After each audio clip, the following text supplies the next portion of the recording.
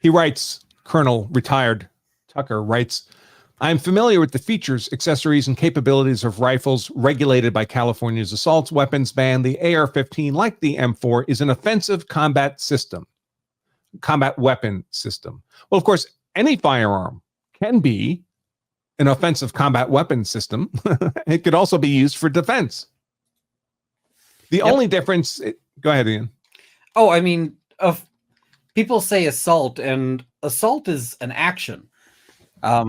There's plenty of situations where people have been attacked by people with, handguns as opposed to ARs. And there's plenty of situations where people have defended themselves.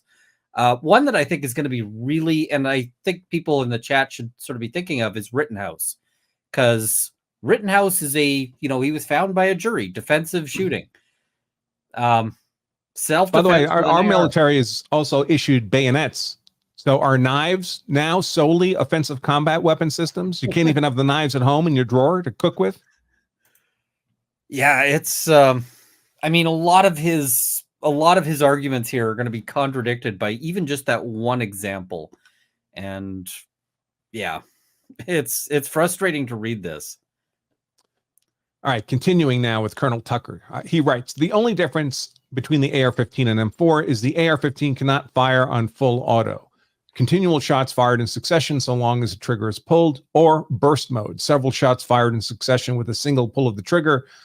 A picayune difference that cannot serve to support a non-combat role for the AR-15. Well, millions of ARs are owned in civilian hands in America, and they're being used in a non-combat role. Yeah, they are. And I mean, I congratulate him on owning a thesaurus, but yeah.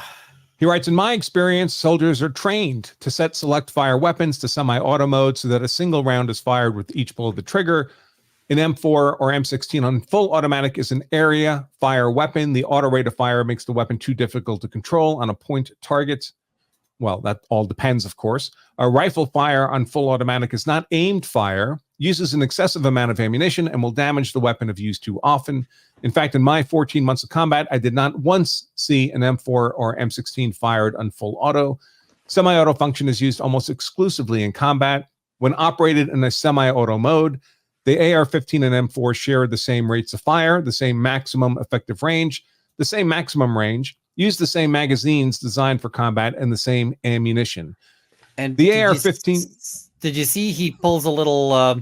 So he mentions the AK-47 that he was pinned down with for however long. Right. You notice how he doesn't say he never saw that fired in full auto. Right. I felt like that's a key omission that was probably not accidental.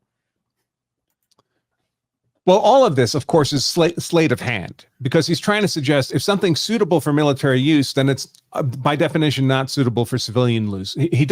He's pretending that it's not a Venn diagram with overlapping circles. Well, and the other thing is, no military that I'm aware of, like now, issues a semi-automatic as its sort of main combat rifle. Or there might be like special roles, like, a sniper or something like that using a semi-auto, but they all have a full auto capacity. Yeah. So like this whole thing of this is an irrelevant difference. It's like there is no military on the planet that doesn't actually consider this an incredibly relevant difference. And you just said that the backbone of every military is the automatic rifle. It's not the semi-automatic rifle, it's the automatic rifle. So now he's already playing this deceptive game, and I don't like it at all.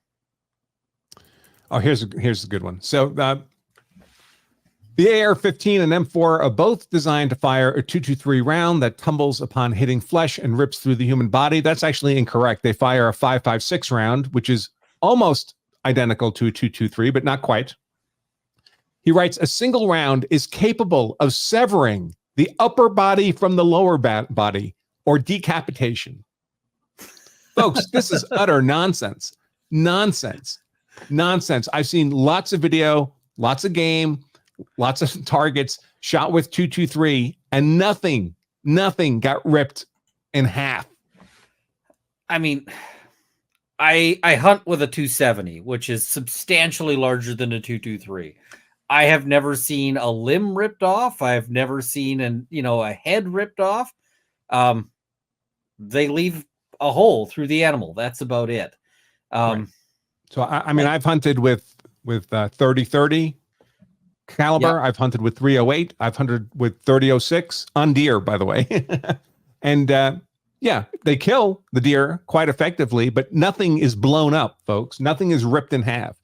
Somebody watching on the Law Self-Defense member stream had a funny comment. Let me see if I can find it real quick. Let's see.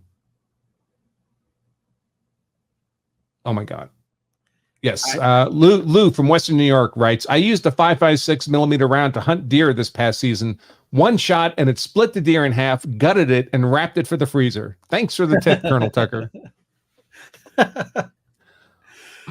I mean, I think I could probably shoot like a rabbit with a 223 and not, like the rabbit would be fine. Like it's not going to be blown to bits.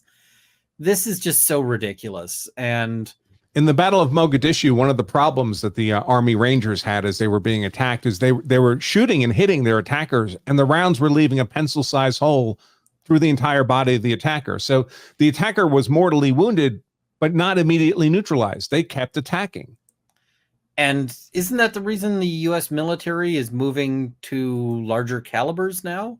Like I thought that they were moving away from 223. They keep talking about it, and then they keep changing their minds. But that's the military.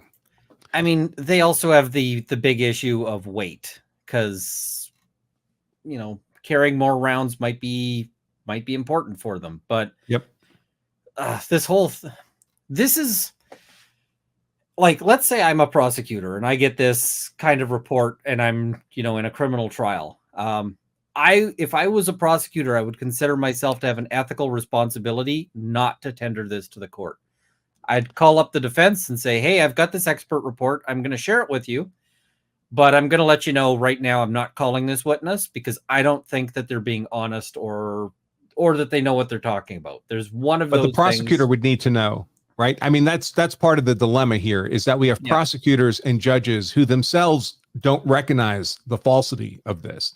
They have an expert here with a military combat background, and California's doing this hand waving thing where they're saying, look, Judge, you don't need personal knowledge of any of this. We're bringing in an expert. Judge, I don't have personal knowledge of this. I'm relying on the expert, and the expert is telling us this rips people in two.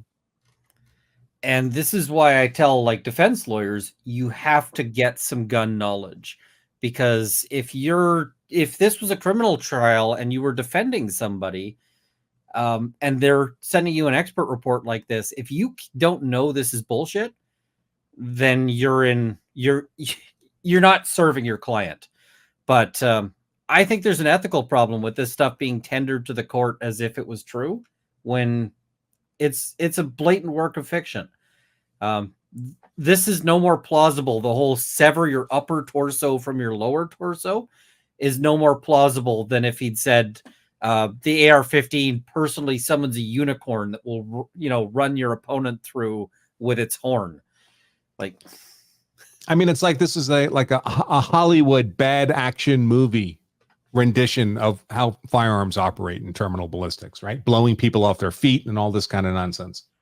I don't think I've even seen somebody severed at the torso, even in a Hollywood movie. Saving Private Ryan, but that was a German 20 millimeter gun. Okay, yeah, 20 millimeter I could give you but with explosive shells. If this is too unrealistic for Hollywood, then why is it being tendered to support gun control? And you might gun control is going to these laws will send people to jail. There might be somebody down the road who sits in a jail cell because Colonel Retired Tucker doesn't know what the heck he's talking about. And it may well be one of the people that he served with, either directly or more likely just, some other veteran goes to jail because Tucker got paid $200 an hour to bullshit the court. So yeah, I don't like Mr. Tucker.